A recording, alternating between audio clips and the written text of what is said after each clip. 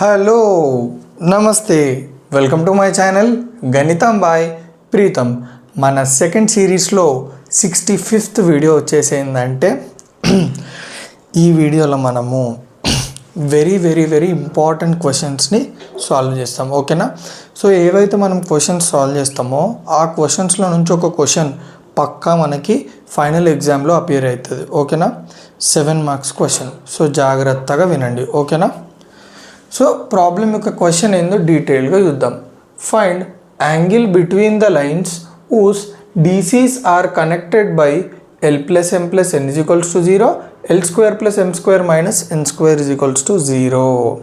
So first మనల్ని క్వశ్చన్లు ఏం అడుగుతుండో అండ్ మనకి ఏమి ఇచ్చిండో డీటెయిల్గా తెలుసుకోవాలి. ఓకేనా? సో మనల్ని ఫస్ట్ క్వశ్చన్లు ఏం కనుక్కోమంటుండు? Find angle between the lines. ఏమంటుండు? 2 లైన్స్ ఉన్నాయి, ఆ 2 లైన్స్కి మధ్యలో యాంగిల్ ఎంతనో మనల్ని కనుక్కోమంటున్నాడు. మనకి ఏమి ఇచ్చిండు చూడండి. whose DCs are connected by L plus M plus N is equals to 0, L square plus M square minus N square is equals to 0. ఏమంటున్నాడు? ఏవైతే లైన్స్ మధ్యలో మనము సపోజ్ ఇదొక లైన్ అనుకుందాం, ఇదొక లైన్ అనుకుందాం. ఓకే, ఆ లైన్స్ మధ్యలో యాంగిల్ కనుక్కోమన్నాడు. సో యాంగిల్ని మనం టీటా అనుకుందాం. ఓకే, ఇప్పుడు ఈ 2 లైన్స్ ఉన్నాయా, ఈ 2 లైన్స్ యొక్క డీసీస్ అనేటివి ఈ 2 రిలేషన్స్ మధ్యలో ఉన్నాయని అంటుండు. అంటే దాని అర్థం ఏంటంటే ఈ 2 రిలేషన్స్ని యూజ్ చేసుకొని మనము ఆ 2 డీసీస్ని కనుక్కోవాలి. ఓకేనా? సో ఇప్పుడు చూడండి, మనకి ఏ రిలేషన్స్ ఇచ్చిండు? L plus M plus N is equals to 0, L square plus M square minus N square is equals to 0. So ఈ 2 రిలేషన్స్ని యూజ్ చేసి మనం ఏం కనుక్కోవాలి? ఈ 2 లైన్స్ యొక్క డీసీస్ కనుక్కోవాలి. వన్స్ మనకి 2 లైన్స్ యొక్క డీసీస్ వచ్చినాయి అనుకోండి, మనకి ఆ 2 లైన్స్ డీసీస్ని యూజ్ చేసుకొని మనం యాంగిల్ కనుక్కోవచ్చు. ఎట్లనో నేను మీకు చెప్తా అది. సో ఫస్ట్ మనం ఏం చేయాలి? ఈ 2 రిలేషన్స్ని యూజ్ చేసి ఈ 2 లైన్స్ ఏవైతే ఉన్నాయో వాటి యొక్క డీసీస్ని ఎట్లా కనుక్కుంటామో డీటెయిల్గా చూద్దాం. సో ఫస్ట్ రిలేషన్ ఏంది? L plus M plus N is equals to 0. So నేను ఏం చేస్తున్నా అంటే ఈ Mని ఈ Nని లెఫ్ట్ హ్యాండ్ సైడ్ నుంచి రైట్ హ్యాండ్ సైడ్కి పంపిస్తున్నా. అప్పుడు ఏమవుతుంది? L is equals to plus M ఇటు సైడ్ వస్తే మైనస్ M, ప్లస్ N ఇటు సైడ్ వస్తే minus N. So L is equals to minus M minus N. So ఇప్పుడు నేను ఏం చేస్తున్నా అంటే ఈ L is equals to minus M minus Nని 2లో సబ్స్టిట్యూట్ చేస్తున్నా. 2 అంటే ఏంది? మనకి ఇచ్చిన second relation L square plus M square minus N square is equals to 0. అందులో నేను L ప్లస్లో మైనస్ M పెడతా. చూడండి, L square plus M square minus N square is equals to 0. తర్వాత చూడండి, L ప్లస్లో నేను minus M minus N whole square plus M square minus N square is equals to 0. So ఇది ఏ ఫార్మాట్లో ఉంది చెప్పండి? ఇది మనము 2 టైప్స్ చేసుకోవచ్చు. A plus B whole square అని అనుకోవచ్చు, లేదా A minus B whole square అని అనుకోవచ్చు. సో నేను ఏమనుకున్నా అంటే A plus B whole square అనుకున్నా. లేదు మీరు A minus B whole square అనుకోండి అంటే అట్లా కూడా అనుకున్నా, నో ప్రాబ్లం. సో ఇప్పుడు నేను ఇది A plus B whole square అనుకున్నా. So A plus B whole square formula ఏంది చెప్పండి? A square plus B square plus 2AB. So ఇక్కడ A ఏంది? Minus M whole square plus B ఏంది? Minus N whole square plus 2 into A value ఎంత? Minus M into B ఎంత? Minus N plus M square minus N square. అదే రాసేసుకున్నా. తర్వాత చూడండి, minus M whole square అంటే M square plus minus N whole square అంటే N square plus 2 into minus ఎంత? Plus M into N ఎంత? MN. So 2MN plus M square minus N square is equals to 0. Plus N square minus N square cancel అయిపోయినాయి. ఏం మిగిలింది మనకి? M square plus M square ఎంత? 2M square plus 2MN is equals to 0. So ఇక్కడ నేను ఏం చేస్తున్నా అంటే ఈ 2 టర్మ్స్లో మీరు గమనించినట్టయితే 2 ఉంది, M ఉంది. సో 2M కామన్ తీసిన. 2M కామన్ తీసి ఏమొస్తుంది మనకి? సో ఇక్కడ నేను ఒక చిన్న బేసిక్ చెప్తా.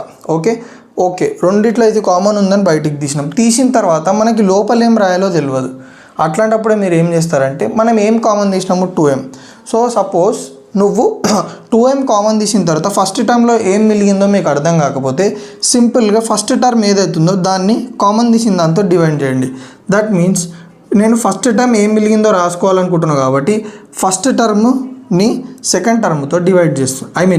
కామన్ తీసిన టర్మ్తోటి 2 క్యాన్సిల్ అయిపోయింది, M క్యాన్సిల్ అయిపోయింది. ఎంత మిగిలింది? M.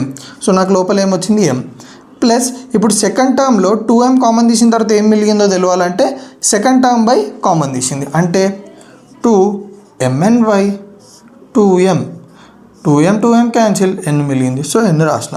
ఎవరికైతే కామన్ తీయడం రాదో వాళ్ళ కోసమే. So 2m × m + n = 0. So ఇక్కడనే చాలామందికి డౌట్ ఉంటుంది. డైరెక్ట్ ఒక స్టెప్ వేస్తారు ఇది వేసిన తర్వాత 2m = 0 m + n = 0. ఎందుకు వేస్తారో చాలామందికి తెలియదు. ఇప్పుడు నేను ఈ ప్రాబ్లంలో అది ఎక్స్ప్లెయిన్ చేస్తున్నా. మీరు గమనించినట్టయితే సో ఇక్కడ నుంచి మనం కొంచెం ఇట్లా అవే వెళ్ళి ఒక చిన్న కాన్సెప్ట్ నేర్చుకొని మళ్ళీ ఇక్కడికి వద్దాం. నేను ఒక 2 నెంబర్స్ తీసుకున్నా, ఒక 2 ఆల్ఫాబెట్స్ తీసుకున్నా, a × ab తీసుకున్నా. ఇప్పుడు ఆ ఏబిని మల్టిప్లై చేసిన. ఓకే, నెంబర్స్ అనుకోండి, ఆల్ఫాబెట్స్ కాదు. a × b = 0 అంటే దాని అర్థం ఏంది చెప్పండి? నేను ఒక 2 నెంబర్స్ని మల్టిప్లై చేస్తే 0 వచ్చింది. సో ఇప్పుడు మీరు ఆలోచించాలి, అరే 2 నెంబర్స్ని మల్టిప్లై చేస్తే 0 వచ్చిందంటే దాని అర్థం ఏంది? ఎట్లొస్తుంది 0? ఏ నెంబర్స్ అయ్యి ఉంటే వస్తుంది అంటే ఆలోచించండి. ఫర్ ఎగ్జాంపుల్ నేను ఏని 0 అనుకున్నా. ఓకే, ఇప్పుడు ఏ ప్లేస్లో 0 పెట్టుకుంటే 0 × b ఎంత? 0నే కదా. అరే అవునరా, ఓకే, ఏని మనం 0 పెట్టుకున్నామంటే 0 × b చేస్తే మనకు 0 వచ్చింది కాబట్టి ఏ వాల్యూ పక్కా 0 అవుతుందిరా అని అనుకుంటాం. అరే అట్లెట్లా అనుకోవచ్చురా మనము? లేదు, b కూడా 0 పెట్టుకోవచ్చు కదా అంటే పెట్టుకోవచ్చు. ఇప్పుడు b 0 పెట్టుకున్నా, అప్పుడు ఏమవుతుంది? a × 0 = 0. అరే రెండు ఏ అన్న 0 అయి ఉండొచ్చు లేదా b అన్న 0 అయి ఉండొచ్చు. అంటే దాని అర్థమైంది రెండిట్లో ఏదైనా ఒకటి 0 కావాలి కదా. ఇదే కాన్సెప్ట్ మీరు ఇక్కడ అప్లై చేయండి. 2m అంటే నేను ఇప్పుడు దాన్ని a అనుకుంటున్నా, × m + n దాన్ని b అనుకుంటున్నా. అంటే ఇప్పుడు మీరు చెప్పండి ఇదే ఫార్మాట్లో ఉంది. a × b = 0 అని ఉందా లేదా? అంటే దాని అర్థం ఏంది? ఏ ప్లేస్లో ఏముంది? 2m అన్న 0 కావచ్చు, లేదా b ప్లేస్లో ఏముంది? m + n అన్న 0 కావచ్చు. అవునా కాదా? ఎస్. సో 2m = 0, m ఈ 2 అటు వెళ్తే 0/2, m = 0. సో m = 0 వచ్చింది. నెక్స్ట్ కేసు ఏంది? m + n 0 కావాలి కదా. సో m + n = 0, ఈ ప్లస్ అన్నట్టు వెళ్తే -n, so m = -n. So ఇప్పుడు మీరు క్లియర్గా గమనించినట్టయితే నాకు 2 m వాల్యూస్ వచ్చినాయి. అవునా కాదా? సో ఇప్పుడు నేను ఏం చేస్తున్నా అంటే ఫస్ట్ నేను m = 0 అనే వాల్యూ ఉందా, ఆ వాల్యూని ఎందులో సబ్స్టిట్యూట్ చేస్తున్నా అంటే చూడండి, l = -m - n దాంట్లో సబ్స్టిట్యూట్ చేస్తున్నా. సో l = -m - n అనే రిలేషన్ మనకు ఉంది కదా, అందులో నేను m వాల్యూ సబ్స్టిట్యూట్ చేస్తున్నా. l = -0 - n, so l = -n.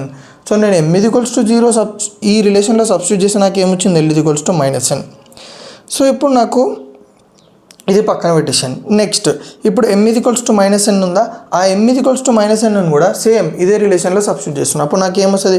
l = -m ప్లస్లో -n కాబట్టి -n - n, l = -n -n therefore l = 0. అంటే నేను m -n సబ్స్టిట్యూట్ చేస్తే నాకు l = 0 వచ్చింది. సో ఇక్కడనే వెరీ ఇంపార్టెంట్ కీ పాయింట్ ఏంటంటే 2 m వాల్యూలు ఉన్నాయంటే 2 l వాల్యూలు ఉంటాయి, 2 n వాల్యూలు కూడా ఉంటాయి. So there are 2 set of values. So చూడండి, ఫస్ట్ సెట్ ఆఫ్ వాల్యూస్ ఏంది, దాన్ని నేను ఏమనుకుంటున్నా అంటే L1, M1, N1 అనుకుంటున్నా. సో ఇప్పుడు నాకు m 0 ఉన్నప్పుడు l వాల్యూ ఎంత వచ్చింది? -n. So that will be L1 -n, m value ఎంత ఉంది మనకి? 0. -n, 0, ఇక్కడ మీకు డౌట్ వస్తుంది, మరి n వాల్యూ ఎంత అని. మీరు గమనించండి, మనకి l ఏ టర్మ్స్లో వచ్చింది? n టర్మ్స్లో వచ్చింది. సో ఏదైతే ఒక టర్మ్స్లో ఉందనుకోండి, సో దాన్నే మనము సరే అట్లొద్దు మీకు. ఇప్పుడు మనకి l = -n వచ్చిందా, సేమ్ నేను మళ్ళీ అదే రిలేషన్ని ఇందులో పెడుతున్నా. చూడండి, l = -m - n, so l ప్లేస్లో ఏం పెట్టాలి? -n. -n m ప్లేస్లో ఎంత పెట్టుకోవాలి? 0. So -n = 0 - n. So 0 - n ఎంత? -n. So -n = -n cancel, n = n. అసలు ఇది చెయ్యరు, కానీ నేను మీకు ఎందుకు చేసి చూపించిన అంటే n వాల్యూ ఎన్నే ఉంటుంది. ఓకేనా? n వాల్యూ మారదు. క్లియర్గా అర్థమైందా? So -n, 0, n. సో ఇది వచ్చేసి ఒక సెట్ ఆఫ్ వాల్యూస్. నెక్స్ట్ ఇంకో సెట్ ఆఫ్ వాల్యూస్ ఏంది? L2, M2, N2. సో మనం ఇక్కడ m - n సబ్స్టిట్యూట్ చేసినప్పుడు l వాల్యూ ఎంత వచ్చింది? 0. So L2 0. Next m value ఎంత మనకి? -n. నెక్స్ట్ n వాల్యూ ఎంత చెప్పినా కదా, n వాల్యూ ఎన్నే ఉంటుంది. So 0, -n, n. సో ఇప్పుడు మనకి ఏం వచ్చినాయి? DRs వచ్చినాయి. ఓకే, ఇదొక సెట్ ఆఫ్ డియర్స్, ఇదొక సెట్ ఆఫ్ డియర్స్. కానీ మనం కనుక్కోవాల్సింది ఏంది? డీసీస్ కదా. సో డీసీస్ ఎట్లా కనుక్కుంటాం చెప్పండి. చూడండి, ఇప్పుడు మనకి ఈ రిలేషన్ నుంచి ఫస్ట్ డిఆర్స్ కనుక్కుందాము, తర్వాత డీసీస్ కనుక్కుందాము. చూడండి, if A comma B comma C are DRs of line having DCs L1, M1, N, then L:M:N A:B:C. ఈ రిలేషన్ యూజ్ చేసి మనము డిఆర్స్ కనుక్కుందాము, డీసీస్ కనుక్కుందాము. ఓకేనా? సో మనకు వచ్చిన సెట్ ఆఫ్ వాల్యూస్ ఏవైతున్నాయో అవి అట్లా ఉంచుకోండి. ఇప్పుడు నేను చెప్పిన కాన్సెప్ట్ వినండి. ఏవన్న 3 నెంబర్స్ తీసుకోండి, ఏబిసి. ఓకే, అవి ఒక పర్టికులర్ లైన్కి డిఆర్స్ అవ్వాలంటే కండిషన్ ఏంటంటే L:M:N A:B:C. అంటే దాని అర్థం ఏంది? డీసీస్ ఉంటాయా ఆ లైన్కి, ఆ డీసీస్ యొక్క రేషియో ఉందా, that should be equal to DRs యొక్క రేషియో. ఓకేనా? DCs ratio should be equal to DRs ratio. So ఇక్కడ మనకి ఏం రేషియో ఉంది, మనకి వాల్యూస్ వచ్చినాయి, వాటి రేషియో తీసుకుందాం. L1:M1:N1 -N:0:N. సిమిలర్గా L2:M2:N2 0:-N. సో ఇప్పుడు అదంతా సాల్వ్ చేస్తే L1:M1:N1 -1:0:1, L2:M2:N2 0:-1. సో ఇప్పుడు మనకి ఇందులో ఈ రిలేషన్ని కంపేర్ చేయండి. L:(M:N A::B::C, L1:M1:N -1:0:1.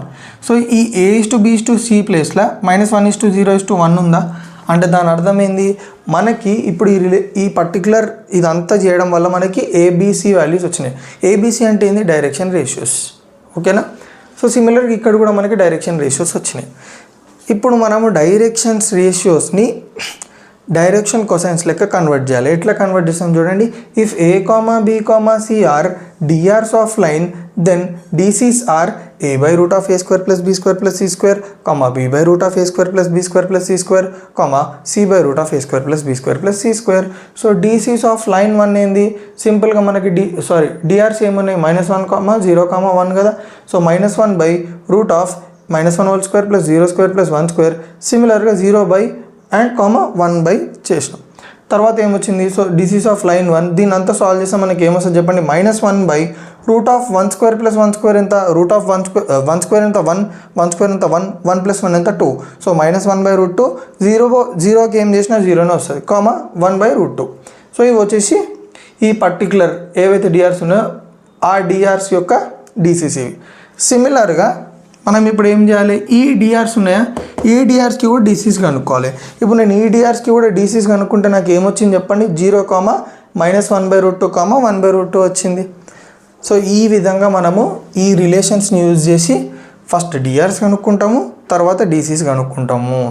సో కనుక్కున్న తర్వాత ఏం చేస్తాం? వన్స్ మనకి డీసీస్ వచ్చిన తర్వాత మనకి 2 లైన్స్కి ఇప్పుడు నాకు ఈ లైన్కి డీసీస్ ఉన్నాయి, ఈ లైన్కి డీసీస్ ఉన్నాయి. సో ఇప్పుడు మనం యాంగిల్ కనుక్కోవచ్చా?